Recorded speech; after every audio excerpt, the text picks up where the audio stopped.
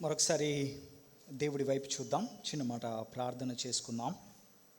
మన రెండవ సెషన్లోకి వెళ్ళే ముందు, తండ్రి మీ యొక్క సన్నిధికి వస్తున్నాం, మాతో మాట్లాడండి ప్రభువా. మరలా మేము ఫస్ట్ సెషన్లో ఆలోచించినట్టు ఇది కేవలం ఇన్ఫర్మేషన్ కాదు ప్రభువా, మా హృదయాలని ట్రాన్స్ఫార్మ్ చేయండి.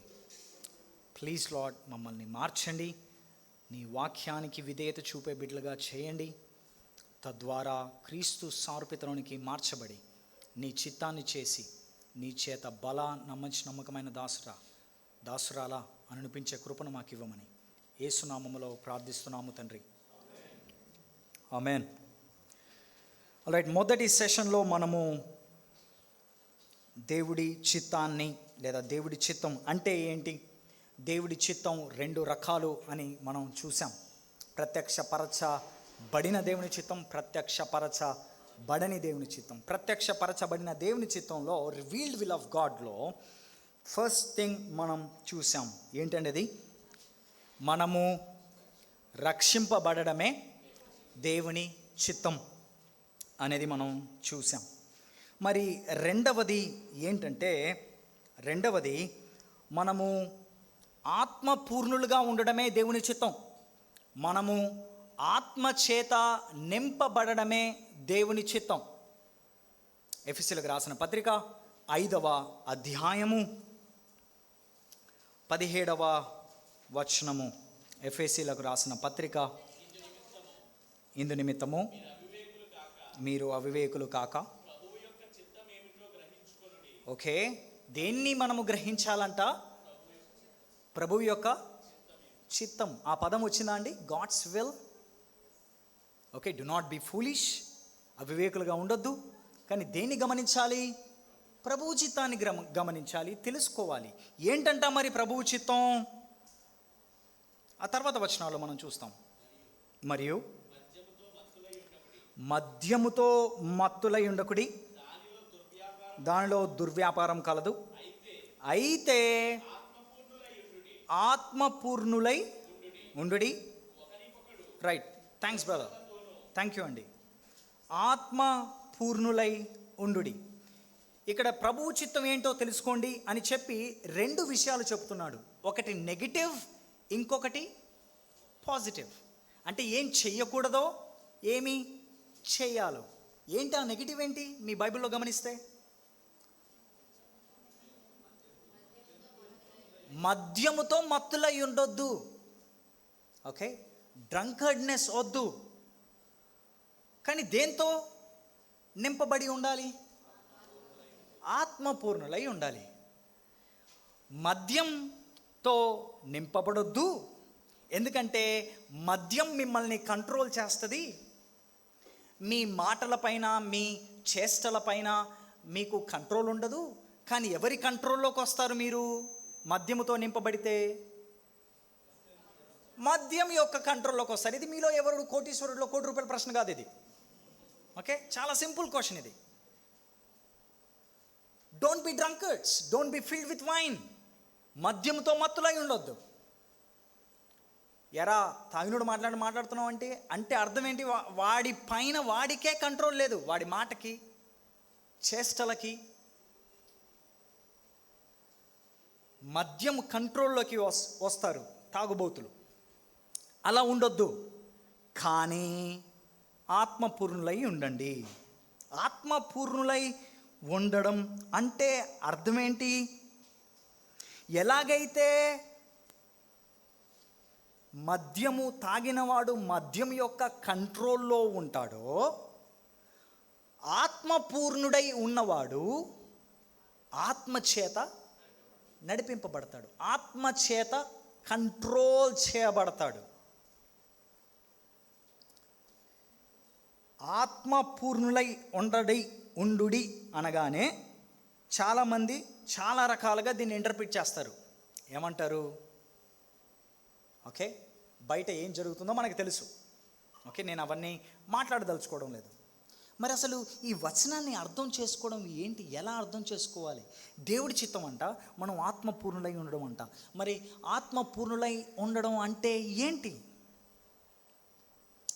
ఆత్మపూర్ణులై ఉండడం అంటే ఏంటో 19వ వచనంలో చెప్తాడు. ఒకవేళ మీరు ఆత్మపూర్ణులై ఉంటే ఇదిగో ఈ విషయాలు జరుగుతాయి. 19 నుంచి 20 వచనాల వరకు. ఓకే, అది అక్కడ ఇస్తున్న ఎక్స్ప్లెనేషన్. ఆత్మపూర్ణులై ఆత్మపూర్ణులై ఉండడం అంటే ఏంటి, ఉంటే ఏం జరిగిద్దో 19 నుంచి 20 వరకు చెప్తున్నాడు. ఏంటి? కీర్తనలతోనూ సంగీతముతోనూ ఆత్మ సంబంధమైన పాటలతో హెచ్చరించుచు మీ హృదయములలో ప్రభును గూర్చి పాడుచు కీర్తించుచు సమస్తమును గురించి తండ్రి అయిన దేవునికి ఎల్లప్పుడూ కృతజ్ఞతాస్తుతులు చెల్లించుచు. అలాగే దాని తర్వాత 21లో ఒకరికొకడు లోబడి ఉంటాము. ఆత్మపూర్ణులై ఉంటే వచ్చే రిజల్ట్స్ ఇవి. నా మాటలు జాగ్రత్తగా వినండి ప్లీజ్. ఓకే, బ్రేక్ వచ్చిన తర్వాత జనరల్గా మన సెషన్లో కూడా మన టాపిక్లో కూడా బ్రేక్ వచ్చేసింది. అలా వద్దు, కంటిన్యూ అవుదాం మనం. సో మొదటిగా దేవుని చిత్తం రక్షించబడడం, రెండవదిగా దేవుని చిత్తం ఆత్మపూర్ణులై ఉండడం. ఆత్మపూర్ణులై ఉండడం అంటే ఆత్మ దేవుని కంట్రోల్లోకి మనం, పరిశుద్ధాత్మ దేవుడి కంట్రోల్లోకి మనం రావడం. అది ఎలా కనబడుతుందంటే 19 నుంచి 20 వచనాల్లో మనము చూస్తాం. ఒకవేళ మనం ఆత్మచేత నింపబడి ఉంటే, ఆత్మచేత కంట్రోల్ చేయబడితే మనము అద్భుతమైన హస్బెండ్స్గా ఉంటాం. అది మనం కింద చూస్తే ఉంటుంది. 25 నుంచి 22 నుంచి 24 వరకు చూస్తే మనం అద్భుతమైన వైఫ్స్గా ఉంటాం. ఓకే, చాలామంది సిస్టర్స్ అండ్ బ్రదర్స్గా ఇక్కడ బ్రదర్స్ అండ్ సిస్టర్స్ ఉన్నారు కాబట్టి ఆత్మ పూర్ణులై ఉండడం అంటే హస్బెండ్ని గడగడలాడించడం కాదు, లేదా మీరు గడగడలాడడం కాదు. ఆత్మ పూర్ణులై ఉంటే అదంతా ఫాలో అవుతుంది. ఏది? 22, 23, 24, 25, అక్కడి నుంచి 6వ అధ్యాయం 1వ వచనం కూడా. అంతేకాదు 6వ అధ్యాయం 5వ వచనం కూడా. ఆత్మ పూర్ణులై ఉంటే పిల్లలు తల్లిదండ్రులకు విధేయత చూపుతారు. ఆత్మ పూర్ణులై ఉంటే నువ్వు పని చేసే చోట మనుషులకు కాదు కానీ దేవుడికి పని చేసినట్టుగా పని చేస్తావు. ఆత్మ పూర్ణులై ఉంటే నువ్వు ఒకనికొకడు లోబడి ఉంటావు. ఆ ఒకనికొకడు లోబడము అనేది 3 ఉదాహరణలు ఇస్తున్నాడు. నా మాటలు మీకు అర్థమవుతున్నాయని నేను అనుకుంటున్నాను. ఆత్మ పూర్ణులై ఉంటే అది దేవుని చిత్తం. మరి ఆత్మ పూర్ణులై ఉండడం అంటే ఏంటి? ఈ రోజుల్లో ఆత్మ పూర్ణులై ఉండడం అంటే చాలా వివిధములైనటువంటి డెఫినేషన్స్ ఉన్నాయి. కానీ వాక్యం చెప్తున్న డెఫినేషన్ వినండి. ఆత్మ పూర్ణులై ఉండడం అంటే ఆత్మ దేవుని కంట్రోల్లోకి వచ్చి ఇదిగో ఈ 19 నుంచి 6వ అధ్యాయం 5 ఆ తర్వాత 9వ వచనం వరకు అది చేయడం. హస్బెండ్స్, మన వైఫ్స్ని మనం లవ్ చేస్తాం. వైఫ్స్, సిస్టర్స్, మీ హస్బెండ్స్ని మీరు లోబడతారు. చిల్డ్రన్, యంగ్ పీపుల్, ఇది బాగా ఇష్టం ఉండదు మనకి, కానీ మన పేరెంట్స్కి మనం ఒబే చేస్తాం. అండ్ వర్కింగ్ పీపుల్, ఉద్యోగాలు చేసే బ్రదర్స్ అండ్ సిస్టర్స్, మీ పని స్థలాల్లో మీ యజమానులకు లోబడి ఉంటారు. ఇది ఆత్మపూర్ణులై ఉండుట. మనం ఆత్మపూర్ణులై ఉండుట అంటే ఎక్కడి వరకు వెళ్తామంటే 19-20 వరకు చదివి ఆపేస్తాం. ఏది? పాటలు పాడడము, ఆరాధించడము, వాక్యం చదవడము, హల్లెలూయా, దేవునికి స్తోత్రం, చప్పట్లు కొడదాము, ఇక్కడితోనే ఆగిపోతుంది. అదే సమస్య. సంగీతములు, వాద్యములు, పాటలు, ఆరాధన, కృతజ్ఞతాస్తుతులు అక్కడితోనే ఆగిపోతుంది. కానీ దేవుడి చిత్తం ఏంటంటే, తమ్ముడు, చెల్లి, యంగ్ పీపుల్, దేవుని చిత్తం ఏంటంటే మనం ఆత్మపూర్ణులై ఉండడం. ఆత్మపూర్ణులై ఉన్నప్పుడు దేవుడు మనకిచ్చిన బాధ్యతలను అన్నిటినీ చక్కగా నిర్వర్తిస్తాము.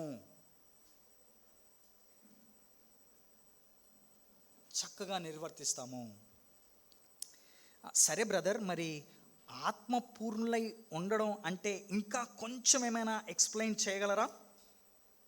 ఓకే, ఈ పత్రిక ఎవరు రాస్తున్నారండి? ఎఫెసీలకు రాసిన పత్రిక పౌలు గారు రాస్తున్నారు. ఓకే, పౌలు గారు ఎఫెసీలకు రాసిన పత్రిక టైంలోనే ఆయన ఇంకొక పత్రిక కూడా రాశారు. ఓకే, దాన్ని ప్రిజన్ ఎపిజల్స్ అని అంటారు. దాంట్లో ఒక పత్రిక కొలస్సీలకు రాసిన పత్రిక. కొలస్సీలకు రాసిన పత్రికలో ఒకసారి 3వ అధ్యాయం 16వ వచనం చూడండి. 3వ అధ్యాయము 3వ అధ్యాయం 16వ వచనం. సమస్త విధములైన అనే మాట చదువుతారు బ్రదర్ అక్కడ నుండి. సమస్త విధములైన జ్ఞానముతో క్రీస్తు వాక్యము మీలో సమృద్ధిగా నివసింపనీయుడి. జాగ్రత్తగా వినండి. ఓకే, ఇక్కడ నా ఆర్గ్యుమెంట్ చాలా జాగ్రత్తగా వినండి. మీరు ఈ ఆర్గ్యుమెంట్ని అర్థం చేసుకోకపోతే ఆత్మపూర్ణులై ఉండటం అంటే అర్థం కాదు. ఆత్మపూర్ణులై ఉండుట, ఇది ఎఫెసీలకు రాస్తున్నాడు. ఆత్మపూర్ణులై ఉంటే కొన్ని సంఘములో లేదా వ్యక్తిగతంగా ఆత్మీయమైన పనులు చేస్తారు. 19-20 పాటలు, ఆరాధన, కృతజ్ఞతాస్తుతులు, దాంతోపాటు మీ కుటుంబ జీవితాలు, దాంతోపాటు మీ పని జీవితాలు, దాంతోపాటు మీ పేరెంటింగ్, ఇవన్నీ కూడా ఎఫెక్ట్ అవుతాయి. అక్కడతోనే ఆగిపోలేదు. పౌలు కొలస్సీలకు రాసిన పత్రిక రాస్తూ ఇంకొక మాట చెప్తున్నాడు. ఏంటి ఆ మాట? కొలస్సీ 3:16, సమస్త విధములైన జ్ఞానముతో క్రీస్తు వాక్యము మీలో సమృద్ధిగా నివసింపనీయుడి. ఓకే, జాగ్రత్తగా వినండి. దేవుని వాక్యం మీ హృదయంలో నివసింపనీయుడి అని చెప్పిన తరువాత రిజల్ట్స్ చూడండి. ఒక్కసారి జాగ్రత్తగా గమనించండి రిజల్ట్స్ ఏంటో.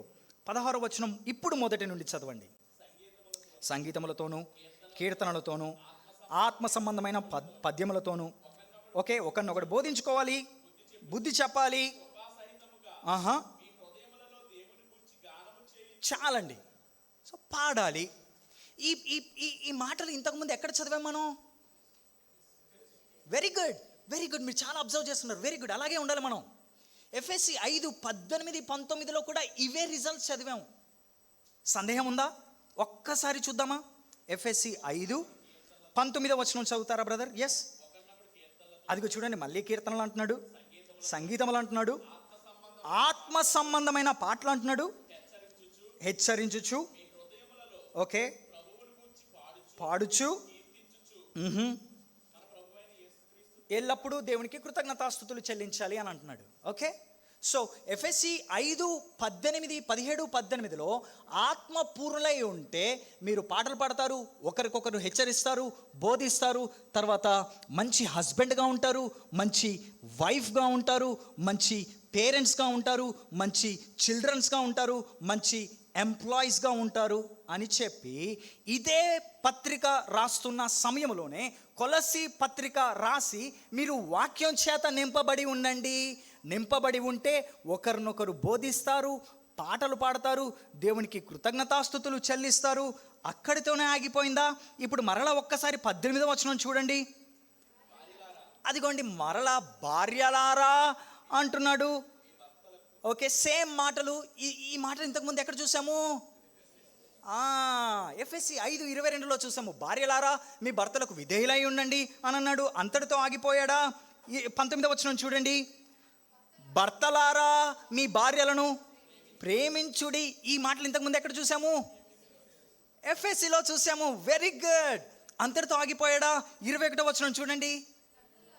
తండ్రులారా, మళ్ళీ ఎవరి గురించి? మీ పిల్లల గురించి, పేరెంటింగ్ గురించి మాట్లాడుతున్నాడు. Wife, husband, parenting. 22 చూడండి, ఇంకొకరి గురించి మాట్లాడుతున్నాడు. అంటే వర్క్ ప్లేస్.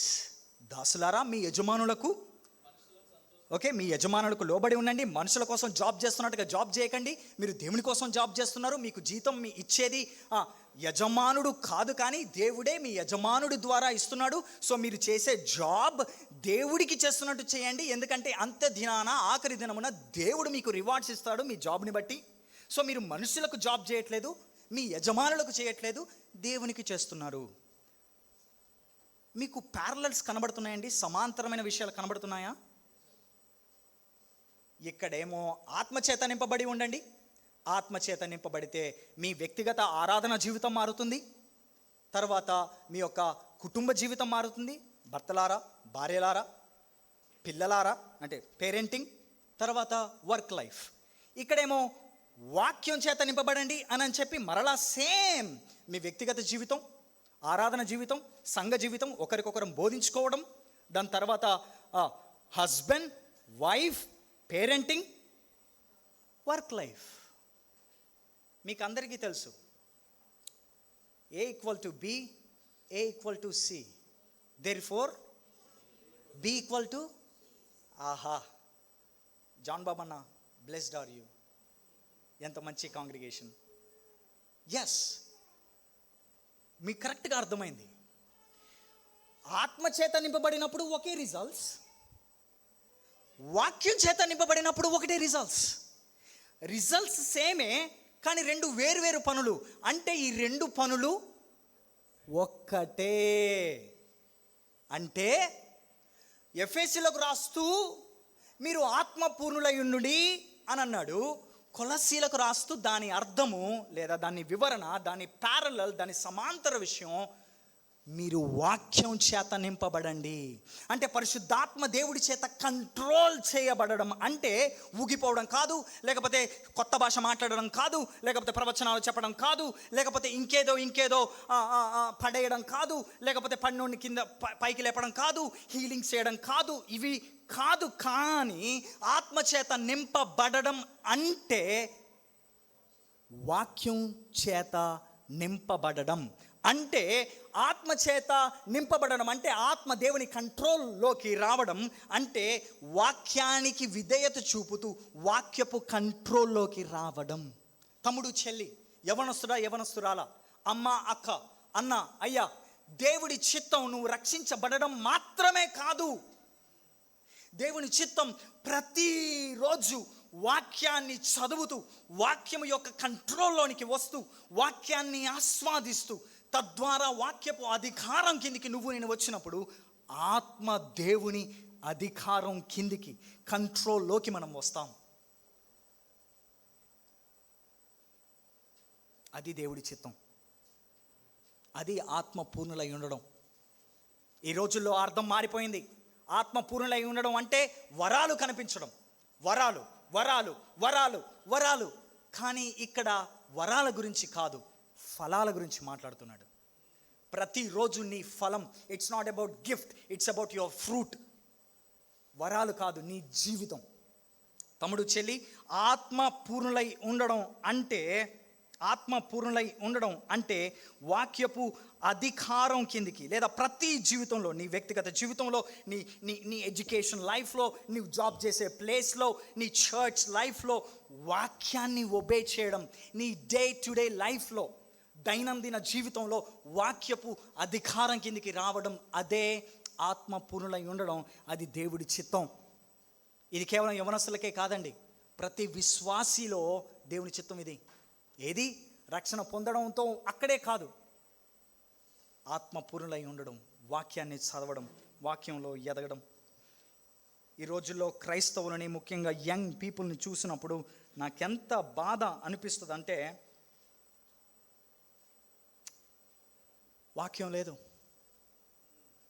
స్టేటస్లు ఉన్నాయి, మళ్ళీ అద్భుతమైన స్టేటస్లు పెడతాం, మామూలుగా ఉండవా ఎడిటింగ్లు, జిల్మంటాం మనం, కళ్ళిట్లా ఆశ్చర్యపోతాం ఆ ఎడిటింగ్లు చూస్తే.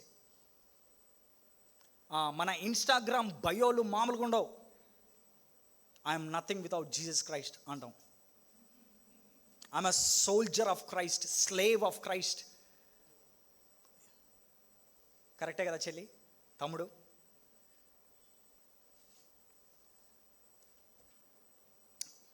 కానీ ఈ ప్రశ్న అడగనివ్వండి మిమ్మల్ని, how is your word life? వాక్య జీవితం ఎలా ఉంది? వాక్యాన్ని చదవగలుగుతున్నావా? ఇంతకుముందు మనం ఫస్ట్ సెషన్లో విన్నాం ఏంటంటే, ఇది దేవుని స్వరము కన్నా శ్రేష్టమైన, స్థిరమైన, థ్యాంక్ యూ బ్రదర్, స్థిరమైన వాక్యం ఉంది. తమ్ముడు, చెల్లి, ఎంత చదువుతున్నాం మనం? నో టైం లేదన్నా, టైం లేదు, ఐ డోంట్ హ్యావ్ టైం.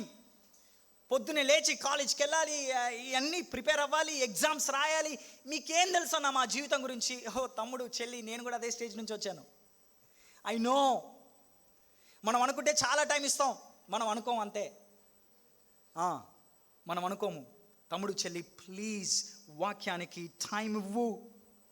ఫేస్బుక్లు, లేకపోతే వాట్సాప్ స్టేటస్లు, లేకపోతే సోషల్ మీడియా, లేకపోతే స్నాప్చాట్, లేకపోతే ఇప్పుడు IG, ఇన్స్టాగ్రామ్,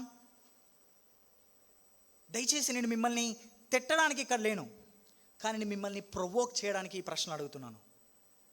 వాక్యంతో నీ జీవితం ఎలా ఉంది అన్నా? ఆత్మపూర్ణులై నేను ఉండాలన్నా, ఆత్మచేత నింపబడాలన్నా, దేవుని చిత్తం నెరవేర్చబడాలన్నా, అయితే దేవుని వాక్యం ఎంత చదువుతున్నావన్నా? దేవుని వాక్యాన్ని ధ్యానిస్తున్నావా? దేవుని వాక్యాన్ని ధ్యానిస్తున్నావా?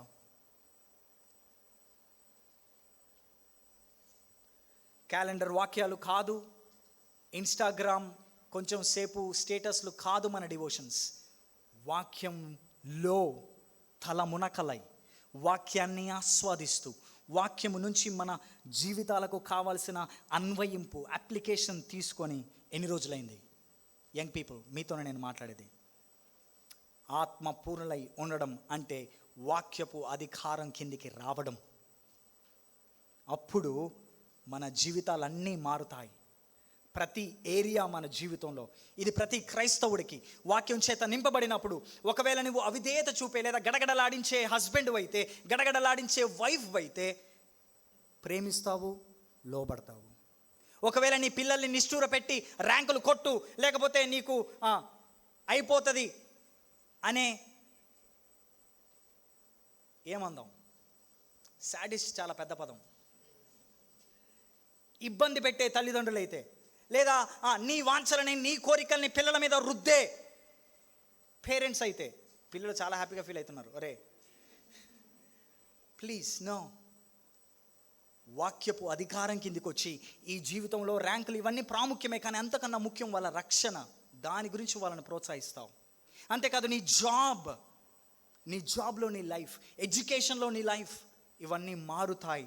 అప్పుడు ఆత్మ వాక్యపు అధికారంలో కిందికి వచ్చినప్పుడు దాని ప్యారలల్ నీవు ఆత్మపూర్ణుడిగా ఉంటావు. అది దేవుడి చిత్తం. రెండవది అయిపోయింది. మూడవది ఆత్మపూర్ణుడిగా ఉండడం దేవుడి చిత్తం.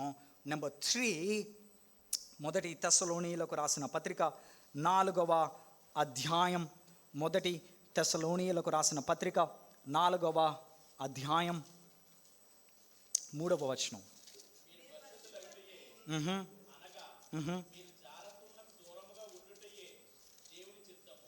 చాలా స్పష్టంగా అండి, చాలా స్పష్టంగా, డైరెక్ట్. ఇంకా అసలు అక్కడ నాన్చడం లేదు, ఇండైరెక్ట్ ముచ్చట్లు లేవు అక్కడ, డైరెక్ట్.